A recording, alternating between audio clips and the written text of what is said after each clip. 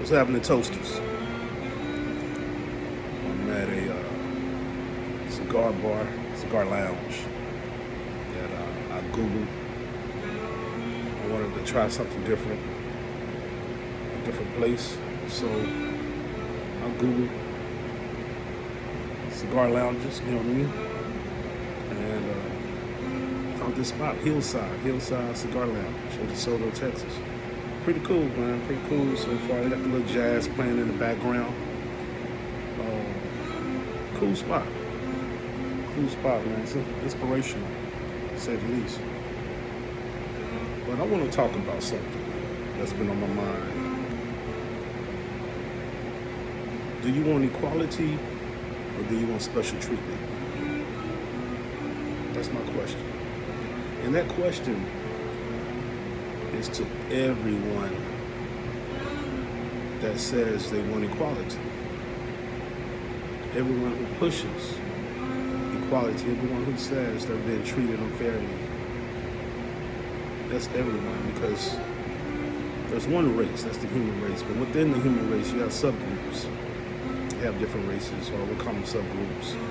White, black, Asian, Hawaiian. We go on and on, Hispanic, Asian. And then you have females, males, black females, Hispanic females, white females, black males, white males, Hispanic males, Asian males. You know, we go on and on with these subgroups. But within these subgroups, you have people, certain people, not everyone, but certain people. Even with the LGBT community, and that's something I kind of want to focus on today. You have certain people within all these groups that say they want equality and that they've been treated unfairly and that things are not equal. But sometimes I question, man, do you want equality or do you want special treatment? And when I say special treatment, do you want just to have the rewards that comes with equality, or do you want to put in a sacrifice and take the L's? Also, it comes with equality. For instance, if you and I are business partners, equal business partners, 50-50. Yeah, we split the profit 50-50, the reward 50-50, but we also will take the hit, take the losses 50-50 also. I don't think people really want to take the losses on an equal level. They want equal reward. They want to take a share of the reward, but they don't want to sacrifice. The other day I was reading that Cam Thomas of the Brooklyn Nets, a rookie, was fined $40K for disparaging and hateful words. Now, to give you a backstory on this, there was a trade that happened between the Nets, the Brooklyn Nets, and the Dallas Mavericks. In that trade, one of the people who was traded from the Mavs to the Nets was Spencer Dinwiddie, and the Mavs got Kyrie Irving. So, after Spencer Dinwiddie's first game with the Nets, he was being interviewed along with Cam Thomas, the rookie. And Spencer Dinwiddie jokingly said, yeah, they needed me over here because they didn't have any good-looking players. They needed some good-looking players. Cam Thomas, young man, said, well, we already had good-looking players. We didn't need you. We had good-looking players. No homo. For that statement, no homo, he was fined $40,000. And the NBA said these were disparaging and hateful words because he said no homo. Now that's something that has been said, for years. People say pause. People say no homo when something is suspect, allegedly. I don't really say it, I think it's immature, but to each his own, right? I know a lot of grown men that do it. I'm good, man, with my sexuality. I'm confident. I stand on what I stand on. So I don't say it seriously, I don't say it jokingly. It's not just something that enters my mind to say. I just speak freely. But people say it, and I'm not saying it's right or wrong. Me being a heterosexual man, maybe I'm not as sensitive to it because it's not affecting me. So, I'll leave that caveat out there, that disclaimer out there that, maybe I'm not offended because it's not directed towards me or my group. But I will say this. Within every group, subgroup, there's certain things that are said about all of us. Stereotypes or little tongue-in-cheek jokes about all of us, everyone, Asian, Hispanic, black man, white man, everybody. Man, as far as, people who take the biggest hit and getting criticized or being joked about, I would say it's probably white men. It's comedians, man, that have made a good living off of doing stand-up. Just, joking on white men, to be honest. You can get away with that. And the white man really can't complain, right? I guess he could, but who's gonna hear it, right? He in America, he owns a lot. He runs a lot. People say he had a 400-year start in America. The white man has done a lot of harm, a lot of implicated or inflicted a lot of hurt, a lot of killings. We go on and on. But to be fair, the white man has done a lot of good too. You got to give it up. The white man has built a lot in America. The white man has created a lot of opportunity. You got to give it up. You got to be fair. You got to be objective. So, but all of us take a hit equally. So, if the LGBTQ community is going to be equal with everyone else, you can't just have equal reward. You got to take those hits too. You got to be the butt of those jokes too. Like black men are the butt of a lot of jokes. They get criticized a lot. Mexican men got their stereotypes. Mexican women, Asians. We go on and on. Africans. We go on and on. Everybody is the butt of a joke or a stereotype. That is what it is. So you can't say you want equal rights, equal reward, when you can't take criticism or you can't take a joke. You can't be the butt of the joke, like the rest of us. It is what it is. But like I said, maybe I'm insensitive to it. Maybe, I need to be educated more. Maybe. But like I said, I don't get offended when people put out stuff about black men. It doesn't apply to me. Or sometimes it may apply to me. I don't get offended, man. I just live my life, keep it pushing. But I can take it. I can dish it too. I used to see parents or families with disabled children or mentally challenged children, handicapped children. And I noticed like some families treat that child, the handicapped child, the same as they treat the kids without a disability. They have chores, they're held accountable, they get disciplined, just like the kids they have with no disabilities. And I always admired that because the coddling will cripple you. Being shown special treatment will cripple you, and it will give you a blurred view, a skewed view of reality. Because life is not going to coddle you. Strangers are not going to coddle you.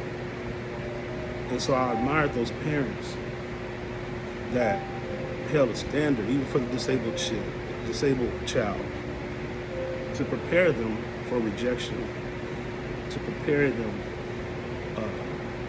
for being shunned, criticized, joked about, or whatever.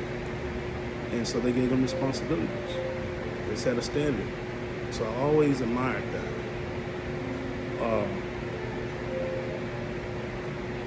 So that's just the way it is. You want to be equal, you got to be equal around the board. That goes for women. That goes for women too. That goes for anybody. It goes for the black man who complains. You gotta be equal around the board, man. You gotta be able to take equal losses too, equal criticism. Like I said, be the butt of some jokes, because everybody can get it. Everybody can receive hate. Everybody can receive admiration, reward, money, property, whatever your reward is. But you gotta be able to take the bad with the good if you really want to be equal and not shown special treatment. So I don't think that brother should have been fined. And maybe that was an opportunity to educate him. Maybe there was an opportunity to talk to him, to the young man, because he's a young man. And we're quick to counsel people and to fine people, take people's money, or take people's opportunity because they said something or do something.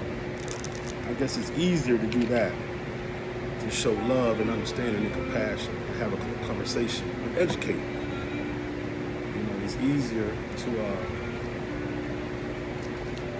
just try to hurt their pockets. But did that young man learn anything from that? Well, he probably learned how to be PC, politically correct. But I don't think it changed anything with his heart or mind. If there needs to be something changed with his heart or mind. But no, that's my take on that. But the other day, I went to the spot to smoke my cigar, and you know, I'm not drinking, so instead of smoke my cigar. But I noticed they had a pool table, one pool table. There was no one on the pool table, no one shooting, and I love shooting. I don't care if I have anybody to shoot against or compete against. I'll compete against myself on the pool table. I've been shooting since I was 8 or 9 years old with the homies, man, in the game room as a youngster. So that's just something I do. I like to shoot pool, to relax, to meditate, you know, just really think. And I'm good with being alone, right? I'm good with being alone. I prefer to be alone most times. But about 15 minutes into me shooting by myself, a group of men arrived, and they approached the pool table, and from the rip, you can see they're toasted, they're on that sauce. I'm sober, they're on that sauce. Now, me being an introvert, I'm like, man, my anxiety kind of kick in. I'm like, damn, man, they don't want to talk, they don't want to, it's just going to drain me. I just really want to chill, smoke my cigar. That's all I really want to do. Lo and behold, they approached me. Hey, are you shooting against anybody? No, I'm not. Hey, you mind if we get up next, or can we play teams? Now, I had gotten $5 worth of quarters, so I planned on being there about an hour or two just to shoot. Hey, it's one pool table. Hey, I don't mind. Hey, let's play teams. Now, I know people say don't stereotype, but there is some truth to stereotypes. So I did stereotype, and from what I saw, they were with the LGBT community. Not an issue. Each his own, right? I still shoot pool against you. That's not, I mean, whatever. I don't discriminate as far as that. So it's not an issue. So, right off the rip though, man, they start with these antics. So, I say, hey, we'll rack the balls. Me and my partner will rack the balls. One of them says, Oh, we're racking balls, huh? Right? Sexual innuendo. I'm like thinking, oh man, here we go. So my partner racks the balls. The other guy from the other team says, well, you need to shoot first. I was like, no, we racked. You guys have to bust the balls first. Because we racked. Oh, I love busting balls. I bust balls all the time. That's what he says. I'm like, oh man. Come on, man. Like, dude. Let's just shoot pool, man. So, about a week ago, I told you about this wolf pack-like mentality. That every group, every subgroup, every race, every person, every walk of life can fall to this. When they're in groups, they get balls, they get brave, they become bullies. And you can tell, them 6 or 7 guys, they got this wolf pack mentality. So this kind of verbiage is going on back and forth, man. These sexual dialogue amongst them, not towards me, but amongst each other. But I'm there, shooting. It got to a point mid-game where one of the guys starts playing with the other guys, but with the pool stick. And I'm thinking, man, this is why I stay to myself. This kind of mess right here, right? This is why I stay to myself. But I hear a lot. The LGBT community wants to be equal. But do they want equality? Or do they want special treatment? Because this is not something you do. This is not something you do outside of the comfort of your own group, right? I might have certain conversations with a group of men that I won't have if women are present. Just being a gentleman. You know, at my age, I don't engage in those kind of conversations at all. You know, but there was a time that I would engage in certain conversations, but I wouldn't if women were around because it was disrespectful. And it was crossing boundaries. So it was something within our group we would have that no one else would hear. And I'm sure women have those same conversations amongst women that men are not supposed to hear because it's disrespectful. It could be taken as disrespect. So these guys are out of pocket. If y'all want to play like that, y'all want to talk like that, that's cool, but you shouldn't involve other people. Right? So I'm just like waiting for this game to be over. And it's just getting worse and worse. But again, they're not saying anything directly to me, but it's amongst each other, but it's loud. So I'm like, man, I gotta get out of here. Messed up my whole plan, right? Messed up my whole plan. So I'm like, hey man, I gotta go. I didn't even finish the game, I gotta go. And I boogie out of there. I didn't realize later, man, I had left the rest of my quarters on the table. I was like, damn, man, shit, I can have them. So the next day, I tell a female friend, like, damn, man, this is what happened. I said, man, that was hella disrespectful, the way they were acting. You know, it was hella disrespectful. And so, she wasn't really shocked. And she said, they were effing with you. So what do you mean? She said they were trying to get under your skin.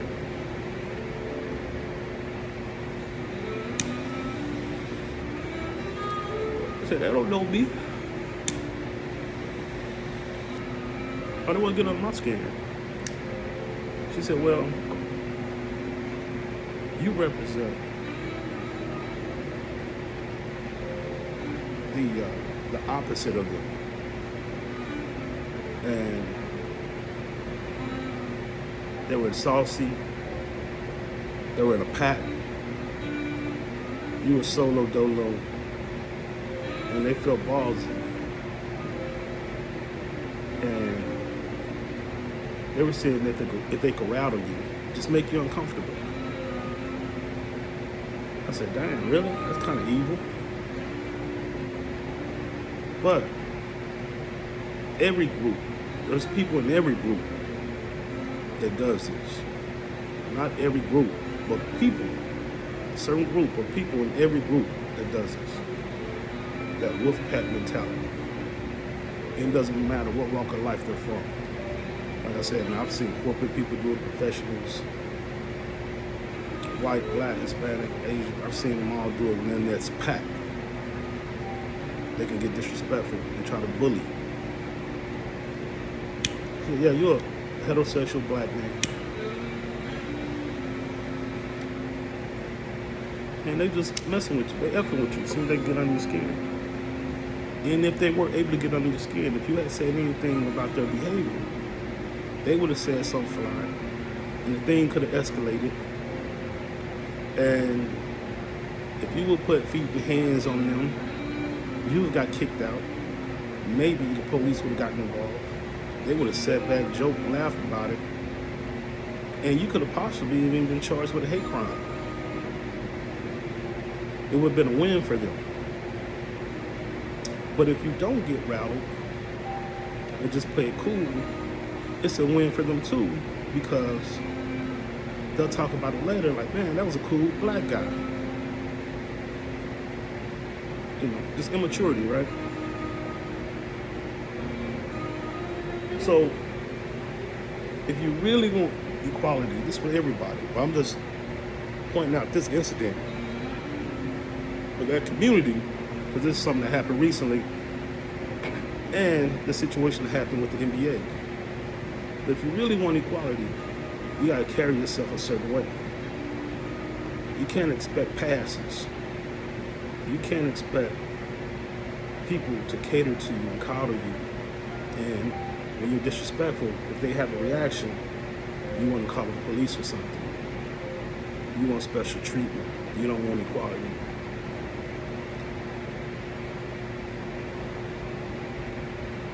So yeah, that shocked me though. That shocked me.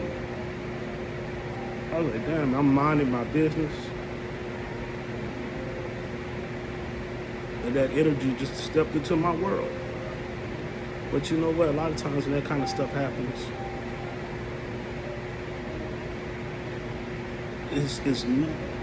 we can look at it two ways. We can look at it, it's about them or it's about me. See, after I really thought about it, I was like, this was a test for me. It's a test for me. How would I react? How would I deal with it? And me being a natural introvert, I'm trying to get out more, mingle a little bit more. But I'm totally comfortable at home, chilling. But I'm trying to get out more. It's a test though. You're gonna go back to your safe zone where you ain't gotta deal with this nonsense, or you're gonna find a way to maneuver and deal with it. And it didn't have to just, like I said, it didn't have to just be this group. Man, it could have been a group of heterosexual white men, a group of black men. You know what I'm saying? I've never had an issue with a group of women, but it could have been that. But it's all about your perspective and how you rationalize what happened, how you dissect what happened, and what you can learn from it. And it was something for me to learn. Like, man, you got some work to do.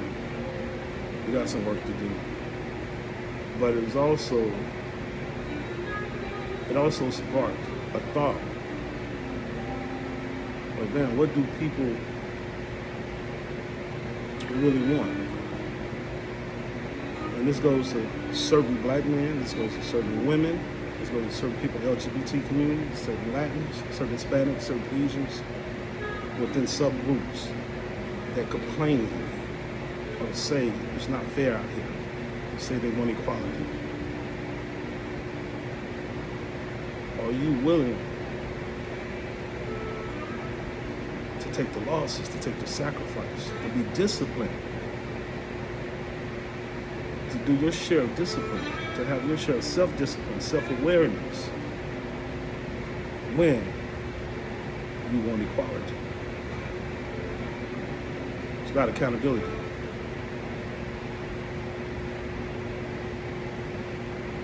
Yeah, just a thought. Just a thought. That was something. I don't know, man. Let me know if y'all can relate. If y'all can really relate.